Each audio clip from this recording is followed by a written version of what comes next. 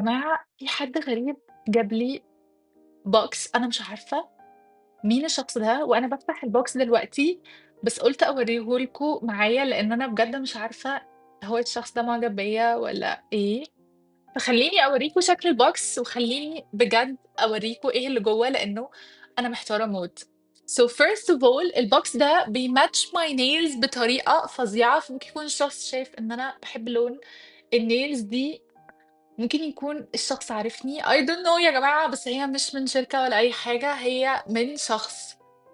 وبجد الراجل بتاع أمازون ما قاليش مين الشخص اللي باعت لي الهدية، وقال لي I don't have the right to tell you مين الشخص اللي جايب لِك الهدية.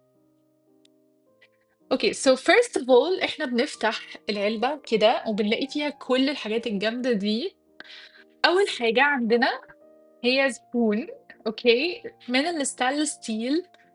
بُصّوا يا جماعة شكلها بجد أنا باعشق الجولد مع اللون الpink ده باموت فيه، فأنا متأكدة الشخص اللي جاب لي الهدية دي عارفني كويس جدًا. تاني حاجة عندنا هي الbath bomb دي، بُصّوا يا جماعة شكلها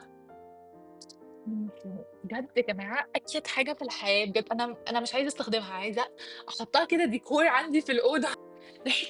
الريحة المفضلة بالنسبة لي يا جماعة، أنا باعشق حاجة اسمها ريحة ورد مع ريحة flowery، فبجد دي الbest combination. يعني أنا هادوّر على الماركة دي وهاشوف لو بيعملوا body splash. شكلها قد إيه cute وشكلها قد إيه cool وsuper fancy، حاطينها في شنطة زي كده، فأنا متأكدة إن الهدية دي مش رخيصة. دي حاجة يا جماعة عندنا أكيد حاجة في الحياة. بُصّوا يا جماعة أنا مش عارفة إيه اللي جوّه البتاعة دي، بس مكتوب عليها only for you homemade candle aromatherapy expert. ياه! يا جماعة بُصّوا قد إيه بتmatch my nails يا جماعة، أنا متأكدة إن الشخص ده عارفني كويس جدًا. واو!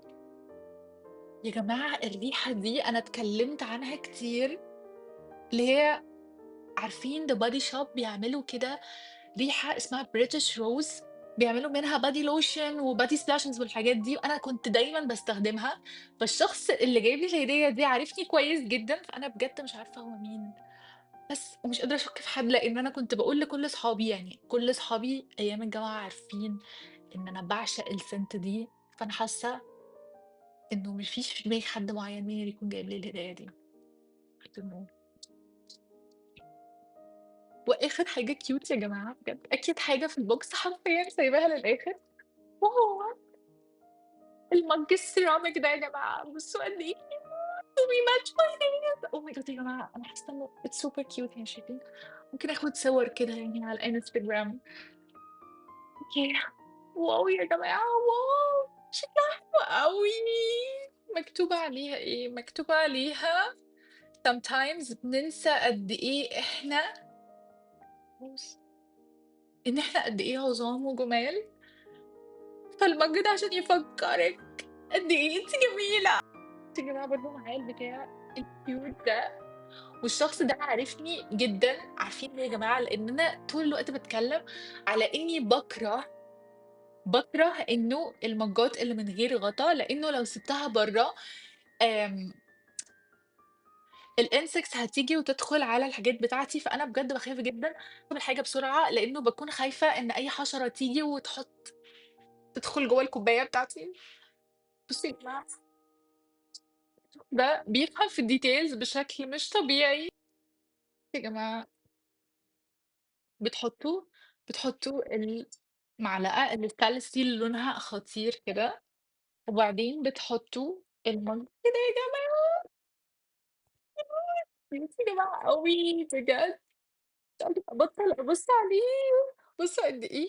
جماعة بجد تفتكروا الشخص اللي جاب لي الهدية دي عارفني كويس؟ أكيد عارفني كويس أوكي، بس تفتكروا مين الشخص اللي جاب لي الهدية دي؟ تفتكروا معجب بيّا والّا لأ؟ مش عارفة. تفتكروا بنت والّا ولد؟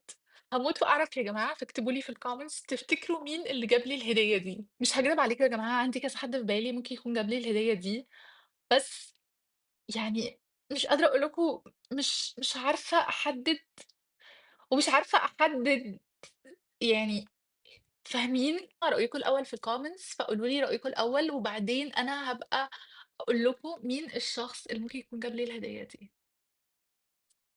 أوكي، باي.